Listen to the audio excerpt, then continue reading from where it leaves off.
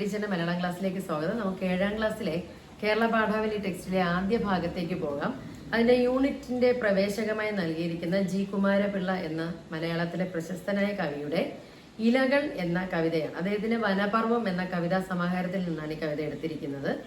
ഇളം കാറ്റ് തെല്ലൊന്ന് തൊട്ടന്ന് വന്നാൽ, ഇളം കാറ്റ് തെല്ലൊന്ന് തൊട്ടന്ന് വന്നാൽ എന്ത് സംഭവിക്കും എന്നാണ് നോക്കേണ്ടത്. ഇലകൾ എന്നാണ് കവിതയുടെ പേര്.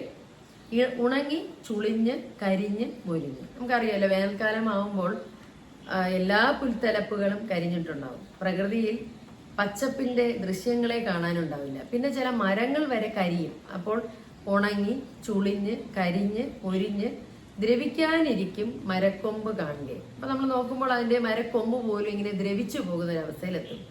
മഴക്കാറ് കൊണ്ട് മഴത്തുള്ളി വീണു. അങ്ങനെ ഇരിക്കുമ്പോൾ മഴക്കാറ് വന്നു, മഴത്തുള്ളി വന്ന് വീണു. മരച്ചോട്ടിലെങ്ങോ മരത്തിന്റെ ഒരു തുള്ളി ഒന്ന് തൊട്ടു. കരിഞ്ഞുണങ്ങി പൊടിഞ്ഞു വീഴാറായ മരമാണ്.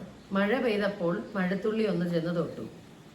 മഴത്തുള്ളി തൊട്ട ഒരു മഹേന്ദ്രജാലം, അതൊരു ഇന്ദ്രജാലമാണ്, ഒരു മാന്ത്രികതയാണ്. മഴത്തുള്ളി തൊട്ടപ്പോൾ എന്ത് സംഭവിച്ചെന്ന് അറിയണ്ടേ?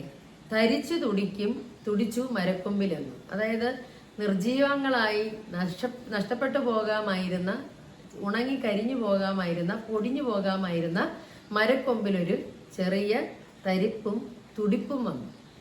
മരിക്കാനിരിക്കും മരക്കൊമ്പ് തോറും കുരുത്തു മുളപ്പായി പൊടിപ്പായി.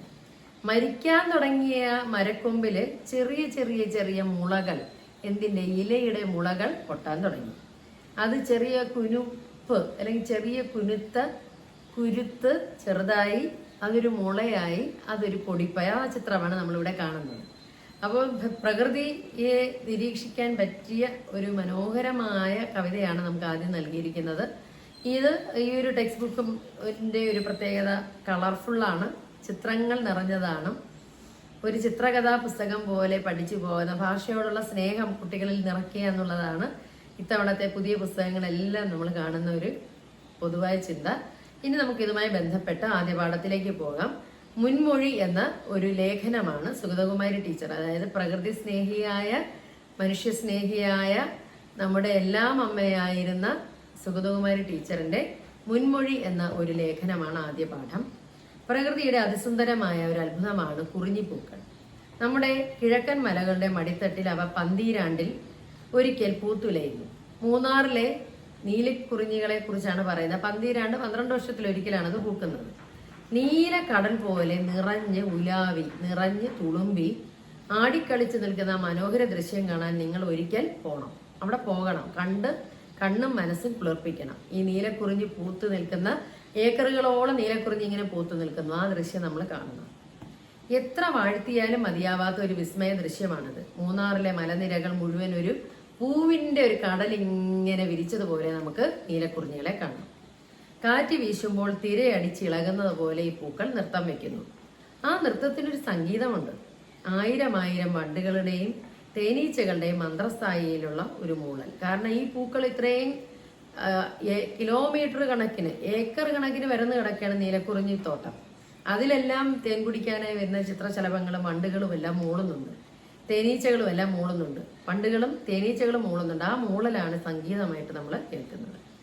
ആയിരം തുമ്പികളും ചിത്രശലഭങ്ങളും ചിറകടിച്ച്, ചെറുകിളികളും ഒക്കെ ചിറകടിച്ച് അവിടെ വരുന്നുണ്ട്. അതിന്റെ താളവും നമുക്ക് കേൾക്കാം.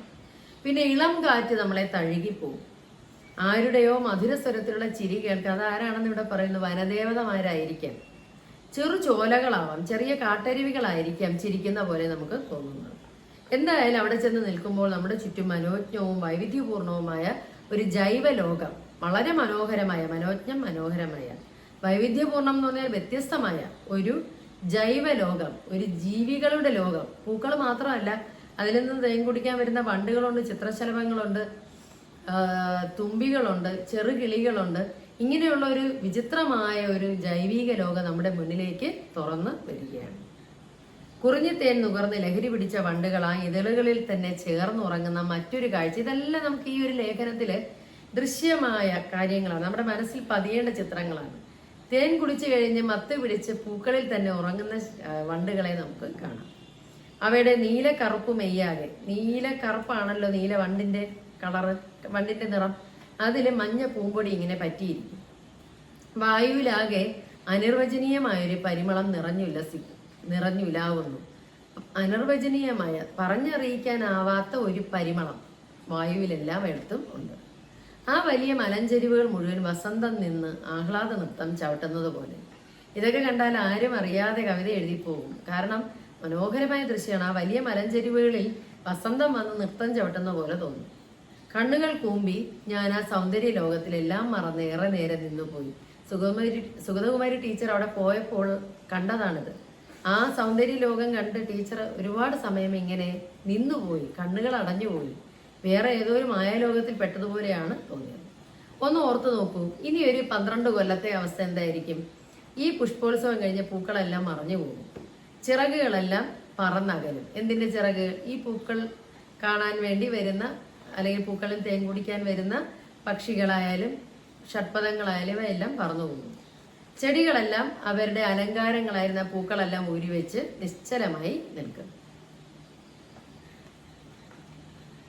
ആ മലഞ്ചെരുവുകൾ ശൂന്യവും നിശ്ചലവുമായി മാറും, നിശബ്ദവുമായി മാറും, ശബ്ദമില്ലാത്തതായി മാറും, നിശ്ചലമായി മാറും, ചലനമില്ലാത്തതായി മാറും.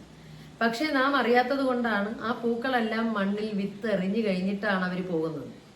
മണ്ണിനടിയിൽ അവരൊരു 12 വർഷം ഇനി 12 കാലം കാത്ത് കഴിയണം.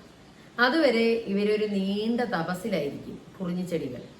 വീണ്ടും 12 കൊല്ലം കഴിയുമ്പോൾ വസന്തം ആകാശത്ത് നിന്ന് വന്ന് കാഹളം മുഴക്കിക്കൊണ്ട് ഇറങ്ങി വരും.